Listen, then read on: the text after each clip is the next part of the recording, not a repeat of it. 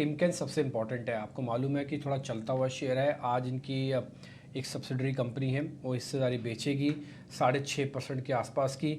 और ज़रा भाव भी दिखाइएगा। 3550 का फ्लोर प्राइस है। शेयर बंद हुआ है 395 पे, यानी कि करीब करीब 4000 के आसपास का शेयर है और डील हो रही है 3550 की।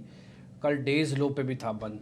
ठीक है जी, 10% का डिस्काउंट है रफ रफ, जो फ्लोर प्राइस से कैलकुलेटेड है।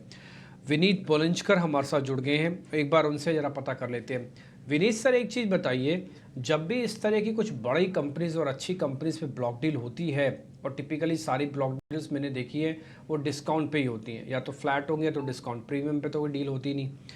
तो आप मेरे को ये बताइए, 10% का डिस्काउंट पे जो डील हो रही है टिमकेन के, ये कोई वरीसम सिचुएशन है कि 10% का डिस्काउंट देना पड़ा डील के अंदर?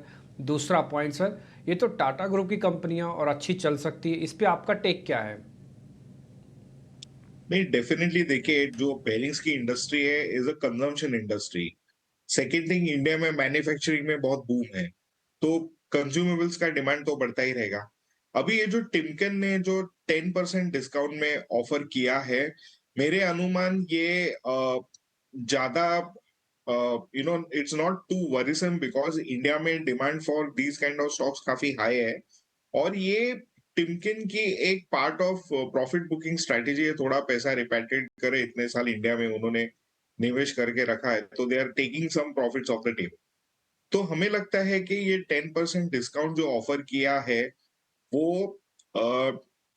ठीक ठाक है, आप ले सकते हैं।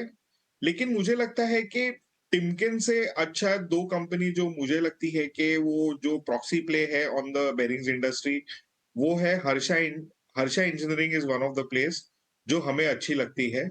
और रोटो रिंग्स जो कंपनी है, ये दो कंपनीज हमें लगता है कि अच्छी परफॉर्म करेंगी। एंड इनकी वैल्यूएशन काफी सस्ती भी है।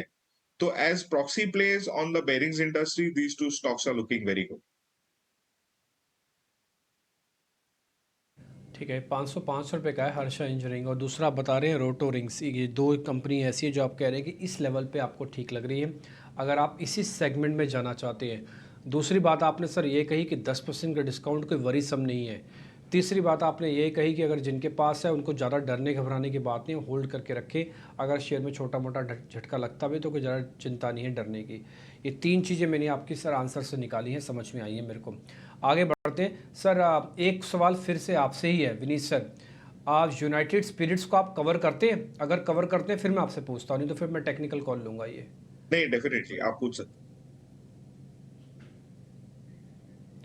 ठीक है, हैं। हम तो सर कवर इन्होंने करते ना हैं, यू गाइडेंस कैन। दी है। ये कह रहे हैं कि हमारी रेवेन्यू की जो गाइडेंस है, हाँ ठीक है सर, ये 12 से 14% की रेवेन्यू गाइडेंस की बात कर रहे हैं। और ये कह रहे हैं कि आगे चल के हम इसको और भी मेंटेन करेंगे।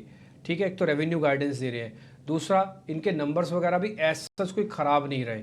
ठीक। तीसरा पॉइंट सर, आपको पता है कि डिमांड सप्लाई के अंदर कोई दिक्कत नहीं है, डिमांड अच्छी बनी हुई है इनके प्रोडक्ट्स की।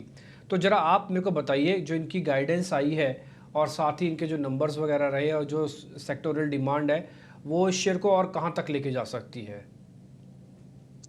देखिए, इन्होंने जो गाइडेंस दी है, ये 1 साल के लिए नहीं दी है। उन्होंने कहा है कि सस्टेन रहेगी।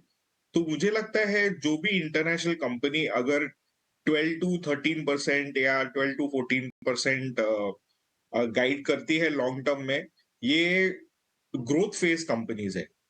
And these are cash cows. दूसरी चीज क्या है, इनकी पूरी strategy has been again towards premiumisation.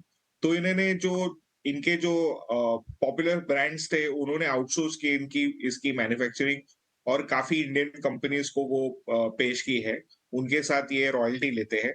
तो हमें लगता है ये जो स्ट्रेटेजी उन्होंने अपनाया है, उसमें उनका जो कैपिटल चर्न है वो काफी पॉजिटिव रहेगा। आपके कैपिटल केपेक्स सॉरी आपके रिटर्न रेशियोज इंप्रूव होंगे, मार्जिन सस्टेन रहेंगे, हाई मार्जिन रहेंगे। इसकी वजह से आपका जो प्रॉफिट कंपाउंडिंग काफी सस्टेन्ड हो सकता है एंड इन हायर टीम्स। तो इसके चलते हुए हमें लगता है कि ये स्टॉक आप अपने पोर्टफोलियो में रख सकते हैं फॉर द लॉन्ग टर्म। और डेफिनेटली ये एक कंपाउंडिंग स्टोरी बन रही है। नहीं, बिल्कुल सर, ये आपकी बात में मैं इत्तेफ़ाक रखता हूँ और आपने जो प्रीमियमाइज़ेशन वाली बात बोली ना, एक्चुअली में इनकी कमेंट्री में भी आई है। इन्होंने खुद बताया कि हमारे जो सस्ते प्रोडक्ट की डिमांड है ना, उसमें कमी दिख रही है। अगर आपकी ग्रोथ बढ़ रही है और आप ये कह रहे हो कि आपके सस्ते प्रोडक्ट की डिमांड गिर रही है, तो इसका मतलब डिमांड आपके प्रीमियम प्रोडक्ट्स की बढ़ रही है।